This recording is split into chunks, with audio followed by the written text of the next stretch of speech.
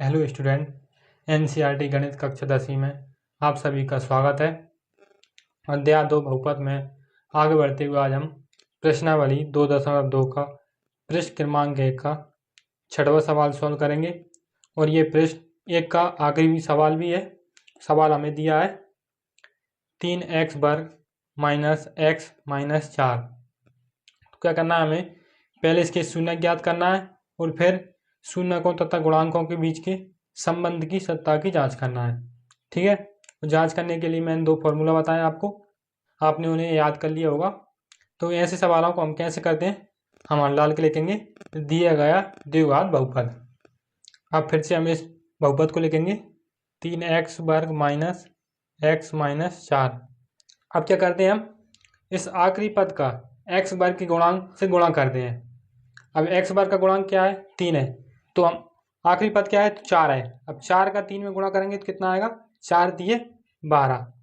अब 12 को हम ऐसी 2 संख्याओं में तोड़ेंगे जिनका गुणा 12 होता हो।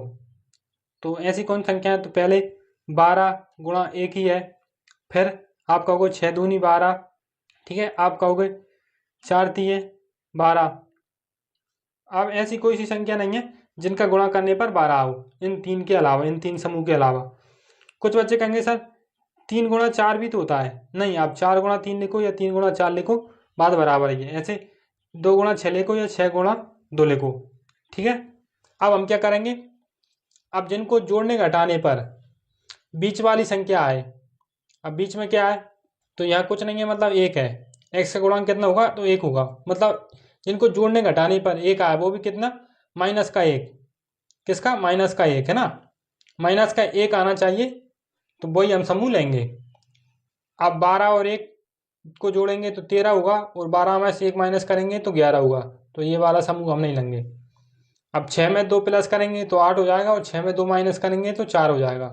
मतलब माइनस की 1 नहीं आया फिर भी, तो इसको नहीं लेंगे। अब बचाइए 4 और 3 तो 7 हो जाएगा जोड़ने पर, और 4 में से 3 माइनस करेंगे तो 1 होगा, बिल्कुल ठीक है। अब हमें माइनस कराना है, तो बड़ी संख्या माइनस ही करनी पड़ेगी और छोटी संख्या प्लस। माइनस के 1 लाने के लिए हमें क्या करना पड़ेगा, बड़ी संख्या को माइनस करना पड़ेगा और छोटी संख्या को प्लस, ठीक है। जैसे -4 में से +3 जाएगा तो माइनस के 1 बचेगा, क्योंकि हमारा सवाल x में, तो हम यहाँ x लगा लेंगे, ठीक। अब x की जगह पे हम इन संख्याओं को लिखेंगे, ठीक है। तो 3x तो ऐसा ही लिख देंगे हम, 3x वर्ग माइनस, तो 4x और प्लस 3x और माइनस के फिर से 4। तो हम ऐसा क्यों करते हैं, पहले 3 पद थे, 1 2 और 3, इनमें से हम 4 पद क्यों बनाते हैं, क्योंकि हम इन 4 पद में से कॉमन ले सकते हैं। 3 पद में से हम कॉमन नहीं ले पाएंगे, 4 पद में से हम 2 2 के जुड्डा बना के 2 पद ये हो गए और 2 पद ये हो गए, तो इनमें से हम कॉमन ले लेते हैं, इसलिए हम 3 पद को 4 पद बनाते हैं, ठीक है। अब हम इनमें से कॉमन लेंगे। अब कॉमन क्या लेंगे इन दोनों में से, तो 3 यहाँ है तो 3 यहाँ नहीं है, x यहाँ है तो x यहाँ भी है, तो एक x तो हम कॉमन ले लेंगे, ठीक है। अब 4 इधर है, 4 इधर नहीं है, तो जो बचा उसको हम कोष्टक के अंदर लिख देंगे, ठीक है। अब एक एक कैसे लिया, तो 2 थे तो 1 बचा, 3x ये इधर बच गए, माइनस लगाए तो माइनस। अब x हमने कॉमन ले लिया तो क्या बचा, 4 बचा। अब प्लस लगा देंगे। अब इन दोनों में से कॉमन लेंगे। अब इन दोनों में से कोई भी कॉमन नहीं निकल रहा, जब कोई भी कॉमन ना निकले तो वहाँ हम एक कॉमन मानते हैं, ठीक है। जो बचा है उसको कोष्टक में लिख देंगे, 3x माइनस के 4। ये दोनों कोष्टक समान आते हैं, अगर समान नहीं आते हैं तो हमने कहीं गड़बड़ की है। अब इन कोष्टक को एक कॉमन ले लेंगे, एक बार लिख देंगे हम 3x माइनस के 4। अब जो बचा है उसको x प्लस 1, इसको भी कोष्टक में ले लेंगे। ये हमारे गुणनखंड निकल के आ गए। अब शून्यक निकालेंगे हम, तो हेडिंग डालेंगे शून्यक के लिए। शून्यक निकालने के लिए हम इनके बराबर 0 लेते हैं, तो 3x माइनस 4 बराबर 0 या x प्लस 1 बराबर 0। अब हम इनका पक्षांतर करेंगे, तो 3x बराबर, ये माइनस का 4 था तो प्लस का 4 हो जाएगा 4, और या x बराबर, ये प्लस का 1 था इधर जाके माइनस का 1 हो जाएगा, ठीक है। अब ये गुणा वाली संख्या इधर बटे में पहुंच जाएगी, तो x बराबर 4/3 या x बराबर -1। तो ये हमारे शून्य निकल के आ गए। अब क्या करेंगे, हम इनकी जांच करेंगे। हम यहाँ जांच हेडिंग डालेंगे। जांच करने के लिए मैंने 2 सूत्र बताए थे आपको, ये वाले। पहला सूत्र है शून्यों का योगफल बराबर -x का गुणांक बटे x वर्ग का गुणांक। और दूसरा सूत्र है हमारा शून्यकों का गुणनफल बराबर अचर राशि बटे x वर्ग का गुणांक। ठीक है, तो पहले सूत्र को हम यहाँ लिख लेंगे। अब हमारे शून्य कौन कौन से हैं? शून्य के हमारे 4/3 और -1। तो हम 4/3 और योग करना है तो प्लस लगाएंगे और -1।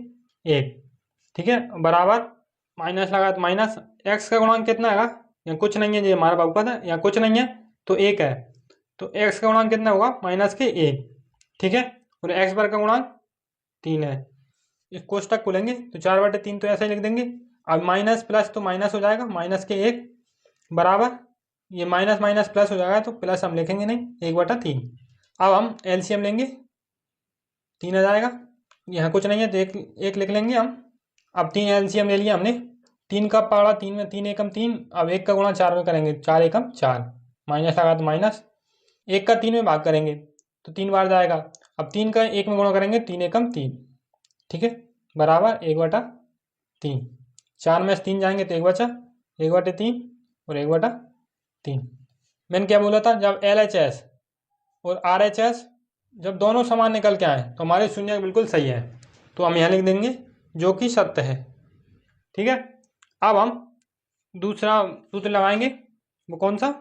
शून्यों का गुणनफल बराबर अचर राशि x वर्ग का गुणांक। हम यहाँ लिख लेंगे। अब हमारे शून्य कौन से हैं? तो 4/3 गुणा में -1। अचर राशि कितनी है? अचर राशि हमारी -4 और बटे x वर्ग का गुणांक, तो x वर्ग का गुणांक है 3। अब ऊपर का ऊपर गुणा होगा तो -1 का 4 से गुणा होगा तो -4/3 और इधर भी -4/3। ये LHS है और ये RHS।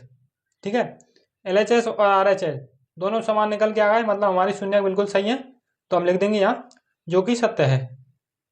तो ये हमारा आखिरी सवाल समाप्त होता है प्रश्न 1 का। आप इसको अच्छे से नोट कर लें। मिलते हैं नेक्स्ट वीडियो में, तब तक के लिए धन्यवाद। अगर वीडियो अच्छा लगा हो तो लाइक करें, अपने दोस्तों के साथ शेयर करें और इस चैनल पर नए हो तो चैनल को सब्सक्राइब करते जरूर जाएं।